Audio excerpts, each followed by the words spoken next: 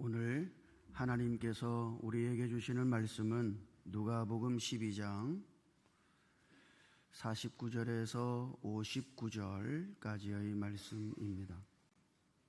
누가복음 12장 49절에서 59절까지의 말씀을 제가 읽을 때에 함께 하나님의 음성을 들으실 수 있기를 바랍니다.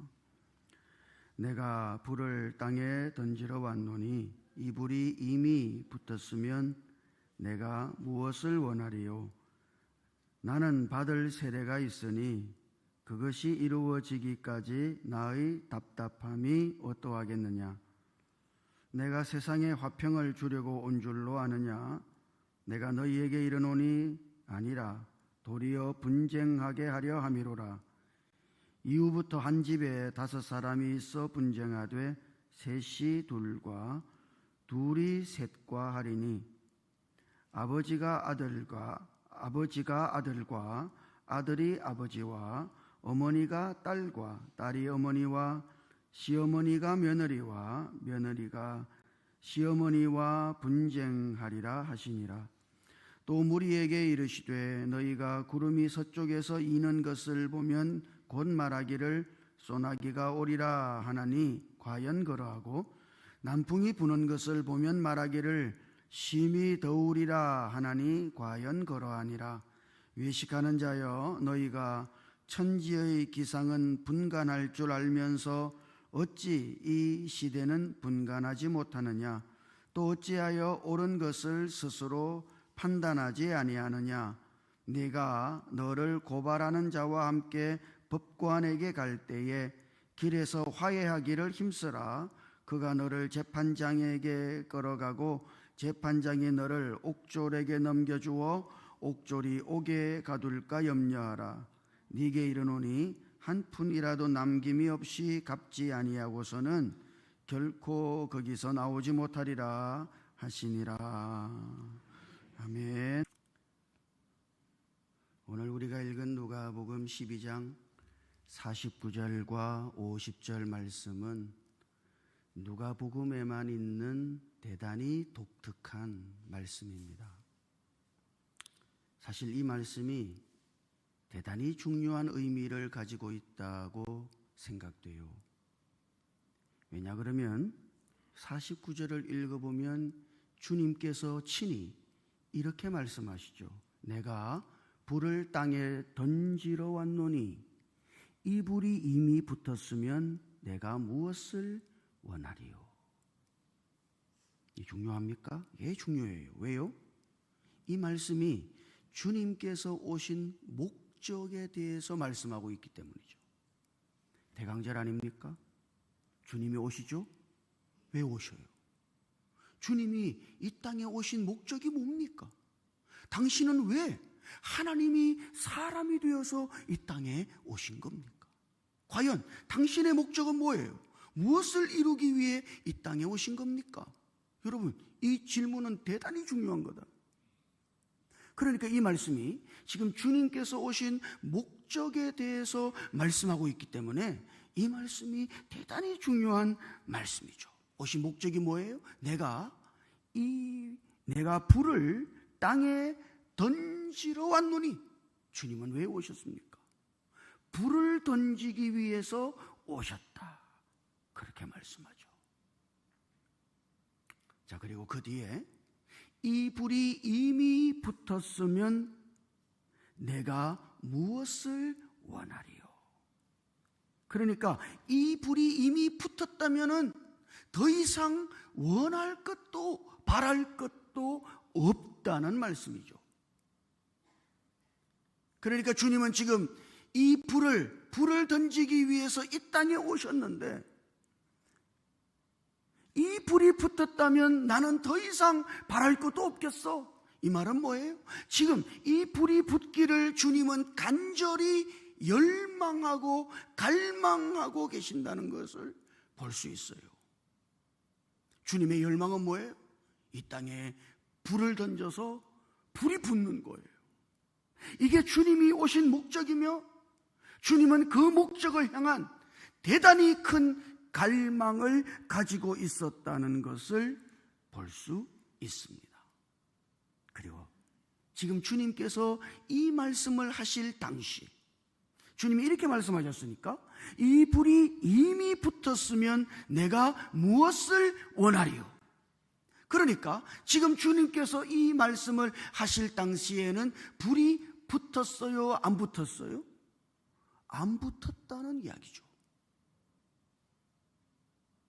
그런데 장차 주님께서 불을 던지실 것이고 그리고 이 불이 붙을 거다. 지금 주님은 갈망하고 계신 거예요. 자, 그러면 주님께서는 던지시고자 하시는 그 불을 언제 던지셔서 이 불이 붙게 하실 건가? 50절을 읽어보면 50절 그게 이렇게 되어 있죠.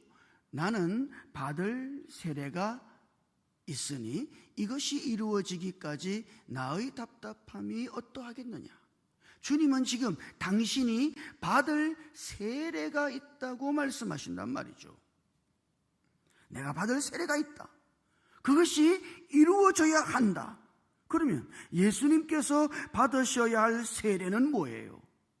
마가복음 10장 38절을 읽어보면 예수님께서 야고보와 요한에게 이렇게 말씀하시죠.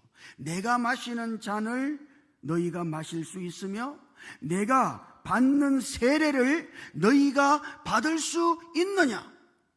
자, 그러니까 거기 예수님께서 마시려고 하는 그 잔은 뭐예요? 주님이 지금 받으시려고 하는 그 세례는 뭡니까? 그 뭐예요? 십자가의 죽으심인 거죠. 예수님이 십자가에서 죽으셔야 한다. 자, 그러니까 나의 받을 세례가 있으니 그것이 이루어져야 할 거야. 이 말은 뭐예요? 지금 예수님께서 십자가를 향해 가시고 십자가에서 죽으셔야 한다는 말이에요. 그 십자가의 죽으심을 통해서 주님은 뭘 이루어요? 이 땅에 오신 당신이 불을 던지시려고 오신 그 목적을 이루시게 된다는 이야기인 것이죠. 그러니까 예수님의 십자가의 죽으심은 대단히 중요한 겁니다. 우리가 생각하는 것처럼 그게 쉬운 게 아니에요. 그 십자가의 죽으심을 통해서 주님은 이 땅에 던지시고자 하시는 그 불을 던지실 수 있게 되는 거죠. 자, 그렇다면 궁금하죠. 주님이 던지시고자 하시는 그 불이 과연 뭔가? 아니, 뭔 불을 던져요? 그게 50절을 읽어보면 끝부분에 그렇게 되어 있죠. 나의 답답함이 어떠하겠느냐? 그러니까 지금 주님은 십자가를 지시기 전까지 아주 답답한 상태에 있다고 말씀하고 있는 겁니다.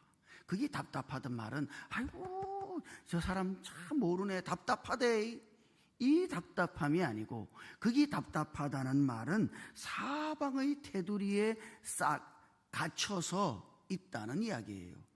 아주 좁은 공간 안에 여러분이 거기 딱 갇혀 있으면 어때요? 아이고 답답하대 그러잖아요. 그런 답답함이에요. 지금 예수님은 그런 답답함 속에 있는 겁니다. 한번 잘 생각해 보십시오. 예수님의 이 답답함은 어떤 답답함인가? 예수님은 하나님께서 사람이 되어서 오신 분이죠. 더 정확하게 말하면 예수님 안에 누가 계셔요? 하나님이 계시죠. 생명의 하나님이 예수님 안에 계시죠. 예수님도 말씀하셨잖아요. 그 안에 생명이 있었으니 이 생명은 사람들의 빛이라. 예수님 안에 뭐가 있어요? 생명이 있어요. 생명의 하나님이 계신 것이죠. 영원한 생명의 하나님. 그 하나님이 예수님 안에 계신다. 우리가 영원하다고 할 때 이 영원하다는 말을 자꾸 시간적인 것으로 생각해요. 그러니까 아주 긴 시간을 의미한다고 생각하죠. 그러나 영원이라고 하는 것은 시간적인 의미뿐 아니라 공간적인 의미도 있습니다. 그러니까 시간과 공간에 있어서 무한하다는 이야기예요. 하나님이 영원하시다 할 때 그거는 그분이 시간에 있어서도 무한하실 뿐 아니라 공간에 있어서도 무한하시다는 뜻입니다. 그러니까 그 무한하신 하나님이 유한한 사람의 육체 안에 계신 거죠. 이거는 마치 비좁은 공간에 갇혀 있는 것과 똑같은 거예요. 여러분, 이런 답답함을 상상하실 수 있겠습니까? 무한하신 하나님이 사람 안에 갇혀 있어요. 사람 안에 있어요. 이게 말이 되는 거예요? 그래서 지금 주님이 답답하다고 말하는 거예요. 뭐가? 그 안에 누가 계셔요? 하나님, 영원하신 하나님, 생명의 하나님이 계시기 때문이죠. 자, 그래서 예수님께서는 자기의 육체의 죽으심, 십자가의 죽으심을 통해서 당신은 당신의 몸을, 육체를 깨뜨려서 그 안에 계신 하나님, 그 생명의 하나님이 분출되도록 하나님 그렇게 역사하고 싶은 거예요. 그 안에 있는 하나님의 생명이 예수님의 십자가의 죽으심을 통해서 흘러 나오도록 주님은 지금 그렇게 역사하시고 싶은 것이죠. 주님은 왜 죽으셔야 합니까? 맞아요. 우리의 죄를 위해서 그분이 십자가에서 대속하시는 죽음을 죽으셨죠. 뿐만 아니라 그분의 죽으심은 그분의 육체를 깨뜨려서 그분 안에 있는 그 하나님의 생명이 흘러나와서 그분을 믿는 모든 사람들 안에 하나님의 생명이 전달되도록 그렇게 주님은 십자가에서 죽으신 겁니다. 요한복음 12장 24절을 읽어보면 그게 우리가 너무 잘 아는 말씀이 있죠. 내가 진실로 진실로 너희에게 이르노니 한 알의 밀이 땅에 떨어져 죽지 아니하면 한 알 그대로 있고 죽으면 많은 열매를 맺나니라. 그러니까 지금 주님은 그분 자신을 한 알의 밀알이라고 말씀하고 계신 겁니다. 주님이 한 알의 밀알이에요. 그런데 그 한 알의 밀알이 죽지 아니하면 그 밀알 속에 있는 생명은 출구가 없는 겁니다. 죽음으로써 껍질을 깨야 그 안에 있는 생명이 흘러나와서 다른 많은 밀알들을 생산할 수 있는 거죠.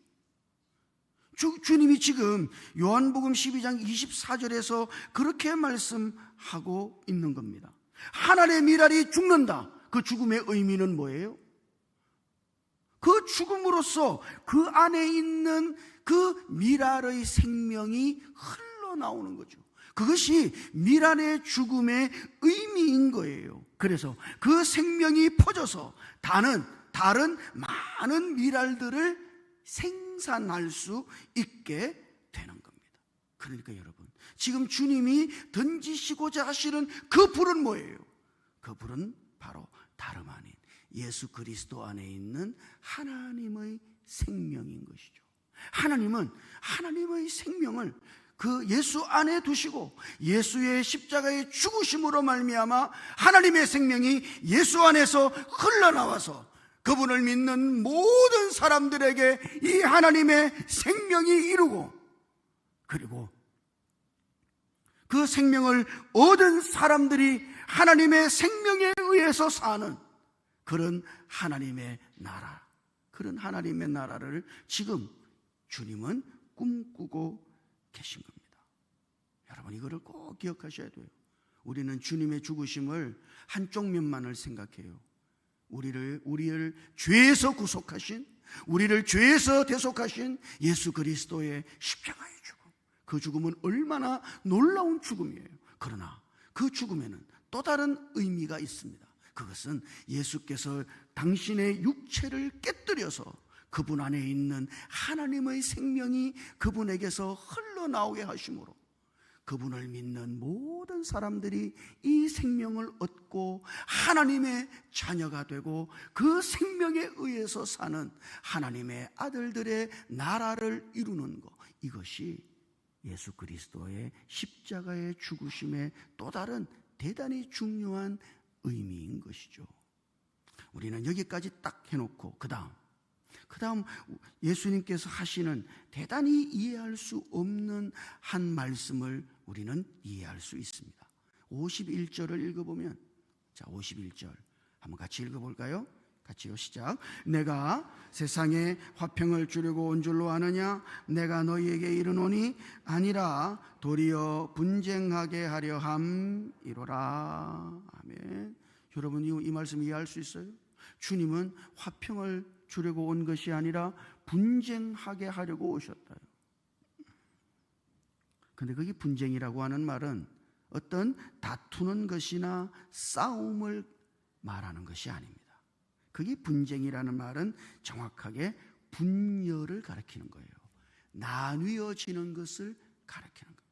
주님이 오셨어요.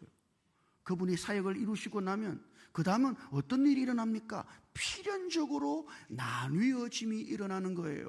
분열이 일어나는 거예요. 그 나님은 각각의 나라와 왕국을 이루는 것이죠. 예를 들면 이런 거예요. 식물의 생명과 동물의 생명은 다르죠. 구분됩니까? 예, 쉽게 구분할 수 있어요.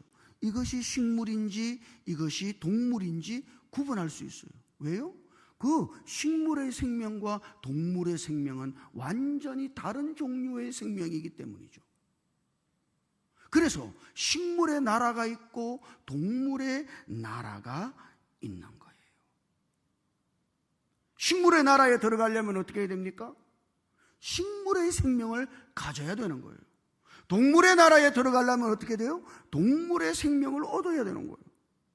사자의 왕국에 들어가려고 그러면 뭘 얻어야 돼요? 사자의 생명을 얻어야 되는 거예요. 그 길밖에 없어요.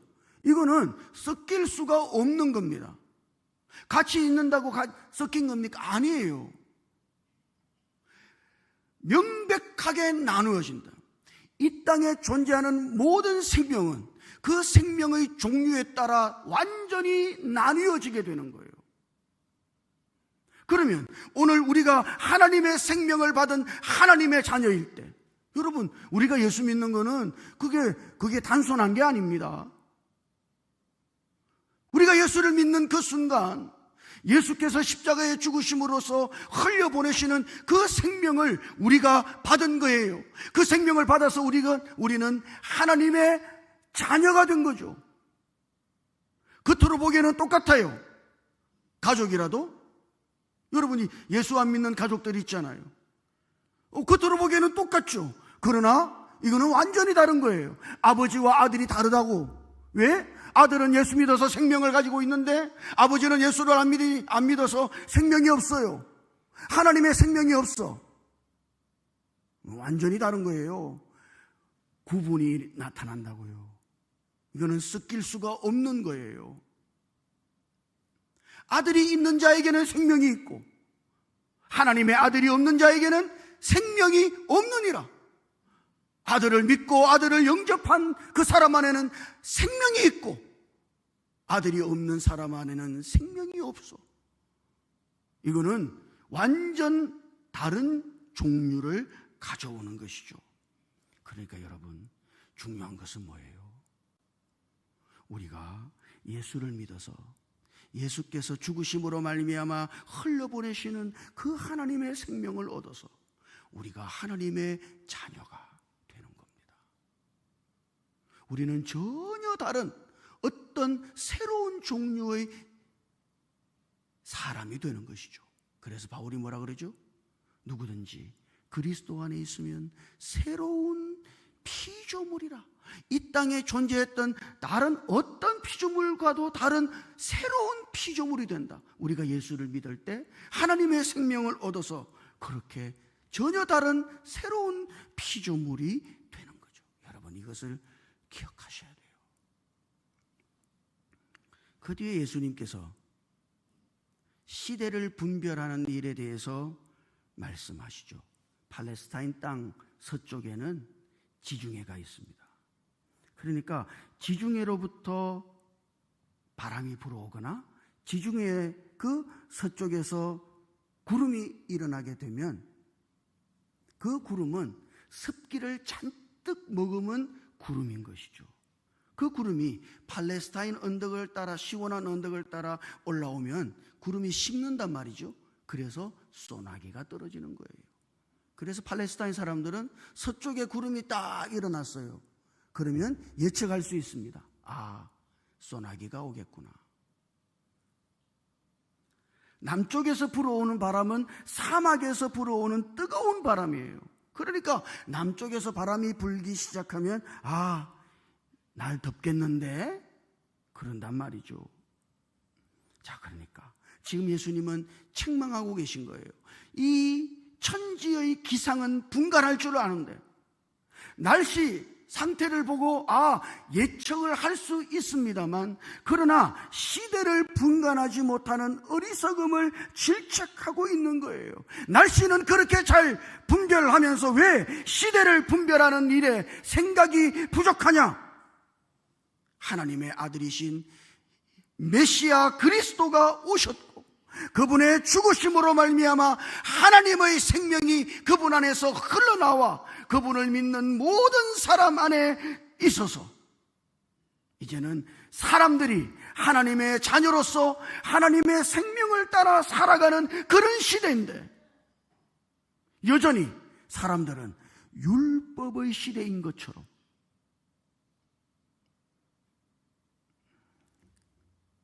율법의 시대가 아니라 생명의 시대다. 여러분, 이 시대를 분간하실 수 있어야 합니다. 지금은 어떤 시대예요? 율법의 시대가 아니에요. 하나님의 생명의 시대. 율법으로 사는 시대가 아니라 하나님의 생명으로 사는 시대. 우리 안에 있는 예수 그리스도로 말미암아 사는 시대. 이제는 내가 사는 것이 아니요 내 안에 그리스도께서 사신 것이라. 여러분, 이게 복음 아니에요? 지금은 어떤 시대입니까? 율법의 시대가 아니라 생명의 시대다. 여러분 안에 계신 예수 그리스도, 그분이 십자가에서 죽으심으로 여러분 안에 던져 넣으신 그 불이 바로 하나님의 생명이니, 하나님의 생명을 믿음으로 받은 우리들이 이제 우리 안에 있는 하나님의 생명을 따라 살아가는 하나님의 나라로 나타날 수 있기를 주님 이름으로 축복합니다. 그 뒤 58절과 59절을 읽어보면 예수님은 우리의 인생을 가르쳐서, 인생이 뭡니까? 여러분, 인생이 뭐예요? 거기 58절에 이렇게 말하죠. 네가 너를 고발하는 자와 함께 법관에게 갈 때에, 고발하는 사람과 함께 법관에게 가는 길, 여러분, 그게 인생입니다. 법관은 뭐죠? 재판관 아니에요? 고발하는 자와 함께 재판관 앞에 가는 길, 그게 인생이죠. 여러분, 여러분의 인생은 어떻게 될 것 같아요? 여러분을 고발하는 자와 함께 재판장이신 하나님 앞에 가는 길이 인생이에요. 인생 마지막에는 뭐가 있습니까? 하나님 앞에 서서, 재판장이신 하나님 앞에서 재판을 받아야 하는 거죠. 한 번 죽는 것은 사람에게 정해진 것이요, 그 후에는 심판이 있으리. 이게 사람의 인생 아니에요? 마음대로 길을 걸어가도 괜찮아요. 그러나 그 길 끝에는 누가 계셔요? 하나님이 계시죠. 하나님이 재판관으로서 계신다.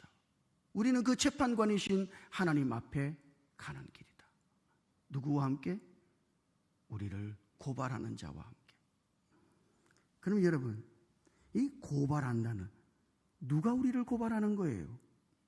너를 고발하는 자와 함께 법관에게 갈 때에 할 때 그 고발하는 자는 누굽니까? 고발하는 자는 누구예요? 뭐가 여러분들을 고발할까요? 요한복음 5장 45절을 읽어보면 거기 예수님께서 이렇게 말씀하셔요. 너희를 고발하는 이가 있으니 곧 너희가 바라는 자 모세니라. 모세가 고발한다고. 모세가 고발한다는 게 뭡니까? 율법이 우리를 고발한다는 이야기죠. 하나님 앞에 딱 섰어요. 재판할 때 뭐 가지고 합니까? 법 가지고 하는 거죠. 율법이 우리를 고발한다. 죄인이라고. 하나님의 법을 어겼다고. 하나님 앞에 섰을 때 율법이 우리를 고발하는 거예요. 이 사람 죄인이라고. 이런 법을 어겼다고. 하나님의 법을 지키지 않았다고. 그렇게 고발하는 거예요. 율법을 붙잡고 살아요? 율법은 여러분들을 하나님 앞에 고발할 겁니다. 율법을 다 지킬 수가 없으니까. 그 율법은 하나님의 심판을 피할 수 없게 만들어요. 그게 율법이에요. 그래서 주님 뭐라 그러시죠? 너를 고발하는 자와 함께 법관에게 갈 때에 길에서 화해하기를 힘써라. 화해하기를 힘써라. 그게 화해한다는 말은 이게 풀려난다는 이야기예요. 자유케 된다는 이야기입니다. 영어로 말하자면 set free. 자유케 된다는 뜻이에요. 인생의 길을 걸어갈 때 그 길에서 율법에서 자유케 되기를 힘써야 된다. 율법에서 노연하기를 힘써야 된다. 여러분, 율법에 얽매이지 마십시오. 율법은 우리를 고발하는 것입니다. 하나님 앞에 섰을 때 그 율법이 여러분들을 하나님 앞에 죄인으로 정죄할 것입니다.